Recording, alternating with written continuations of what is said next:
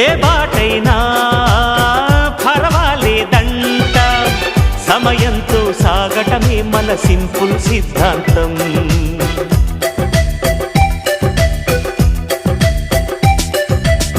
చిరుగాలికి పరిమళమిచ్చే సిరిమల్లెల వనమై ఉందాం, గగనాన్ని నేలను కలిపే హరివిల్లుల బంతెన అవుదాం.